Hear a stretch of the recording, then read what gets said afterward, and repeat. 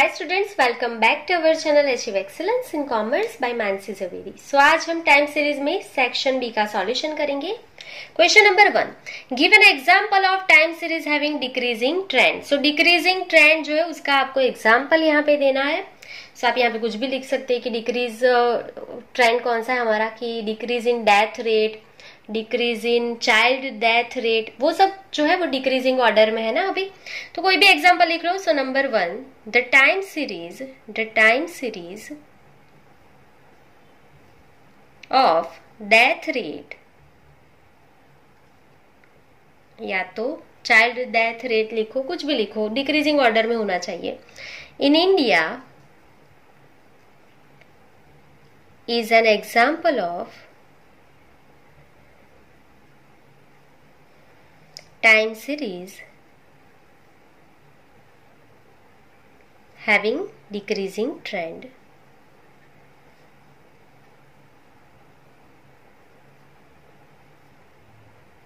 चलिए उसका एग्जाम्पल लिखना है।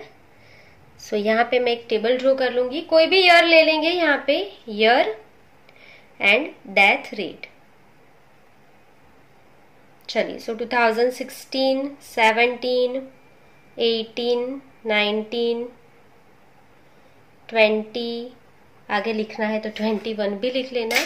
चलिए सो यहाँ पे आपको डिक्रीजिंग ऑर्डर में सिर्फ दिखा देना है। टेबल अच्छे से ड्रॉ कर लेना, मैं क्विकली ड्रॉ कर रही हूँ। सो जैसा भी बने मैं ड्रॉ कर रही हूँ जल्दी जल्दी।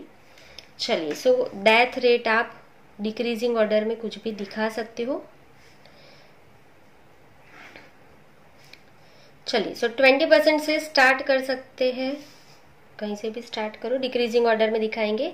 सो यहाँ पे मैं लिख रही हूँ 20.21, सपोज 20.21 है, उससे डिक्रीजिंग ऑर्डर में यहाँ पे दिखाएंगे। सो यहाँ पे 20.09, यहाँ पे 19.88, उससे भी थोड़ा कम दिखाएंगे। सो 18.18, और उससे भी थोड़ा कम दिखा दो तो 18.02। डिक्रीजिंग ऑर्डर में ये होना चाहिए। क्लियर? तो ये हो गया पहला एग्जांपल। इसके अलावा भी कोई एग्जांपल जो डिक्रीजिंग ऑर्डर में है वो आप लिख सकते हो, जरूरी नहीं यही लिखो। Next, what is time series? तो ये तो हम पहले पार्ट से ही सीखते आ रहे टाइम सीरीज क्या है। सो आंसर इसका लिख लेंगे number 2, a time series is a set of observation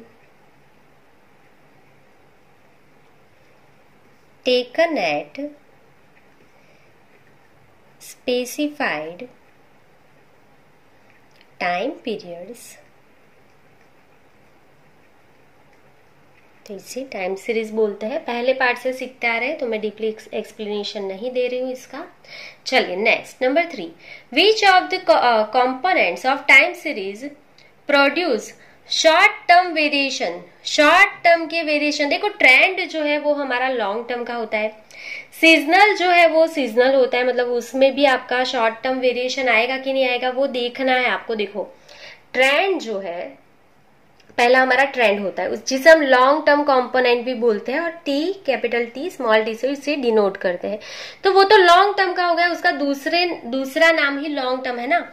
उसके बाद सीजनल कंपोनेंट आता है, तो उसमें शॉर्ट टर्म वेरिएशन होंगे कि नहीं होंगे? तो ऑब्वियसली होंगे ना, सीजनल में शॉर्ट टर्म कंपोनेंट्स जो है वो होंगे।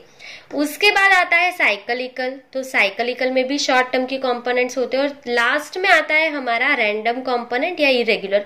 तो ये तो इरेगुलर होता है, तो ये लॉन्ग टर्म में भी हो सकता है ना। तो ये लॉन्ग टर्म का और ये रैंडम जो है लॉन्ग टर्म का वो भी निकल जाएगा, क्योंकि तो इसको तो प्रिडिक्ट ही नहीं कर सकते आप। लॉन्ग टर्म होगा, शॉर्ट टर्म होगा, कब होगा, कैसे होगा, इसको तो प्रिडिक्ट ही नहीं कर सकते, तो इसको छोड़ देना है। सो कौन से बचेंगे शॉर्ट टर्म के लिए? Seasonal and cyclical. क्लियर? चलिए सो आंसर लिख लेंगे number 3, the seasonal component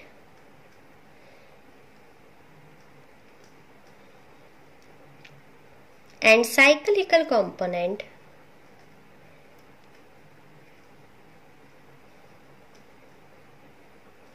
of time series produce short term variation।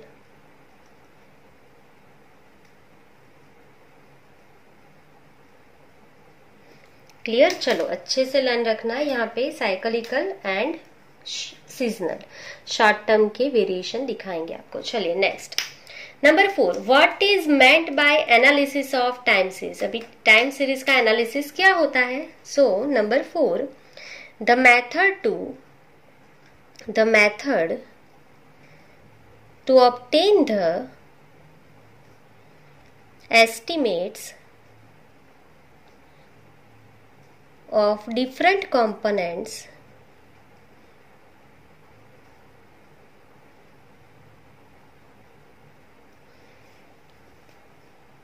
of time series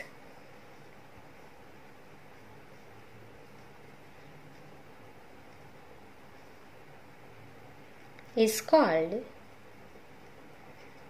analysis of time series।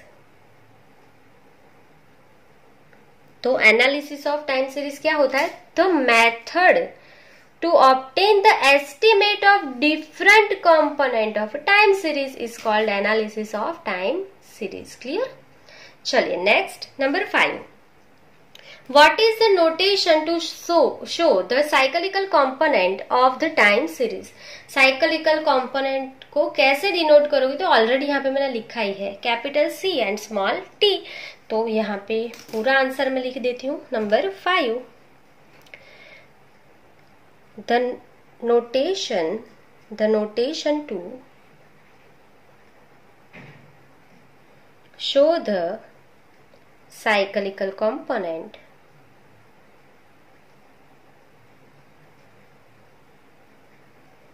of the time series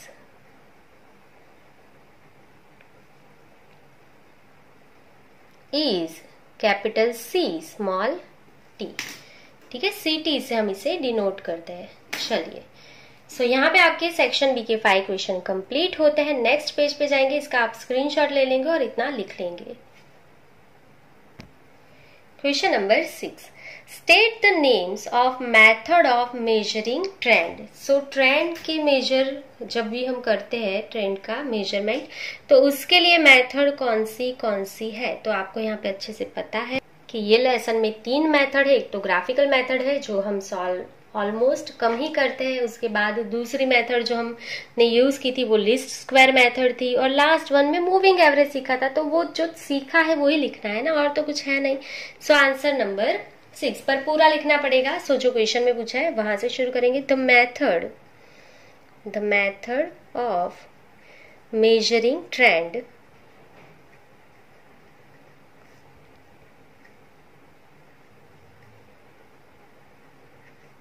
number 1 graphical method,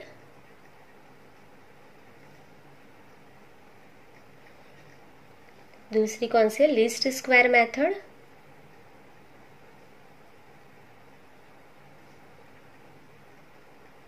and last में हमने कौन सी सीखी थी? Moving average. Third one is moving average method.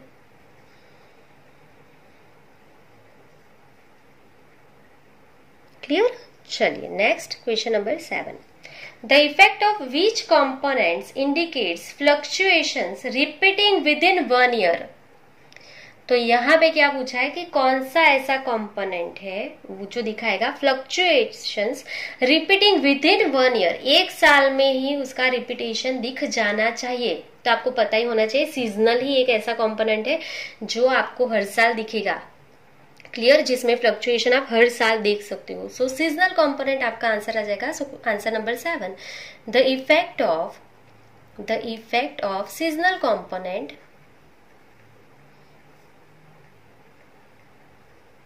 indicates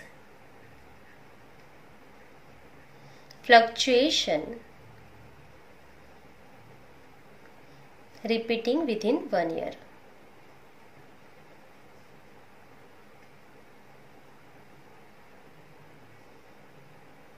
clear? चलिए next number 8, state the components of time series. Time series के कितने components है? 4 कंपोनेंट्स है, आपको पता ही है। तो सबसे पहला होता है लॉन्ग टर्म का ट्रेंड जिसे हम टीटी बोलते हैं, दूसरा होता है seasonal, then cyclical and last में रैंडम। तो यही आपको लिखना है number 8। So the components of time series are, नंबर फर्स्ट पहला है ट्रेंड, उसका दूसरा नाम क्या है, लॉन्ग टर्म कंपोनेंट। तो पूरा लिखना है आपको, लॉन्ग टर्म कंपोनेंट और ट्रेंड। दूसरा कौन सा है, seasonal. So number 2 seasonal component.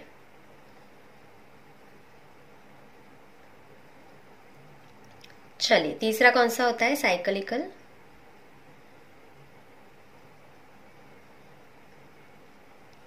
And last fourth one हमारा है रैंडम, जिसे हम बोलते हैं, दूसरा नाम क्या है उसका, इरेगुलर। रैंडम और irregular component.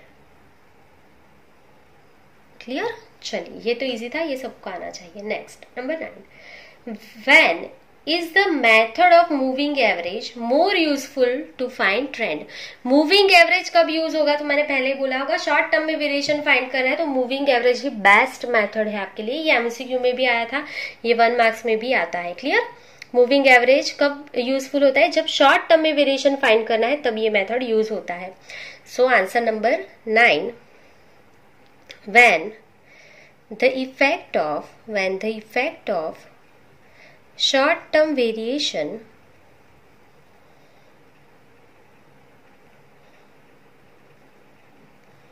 is to be eliminated to find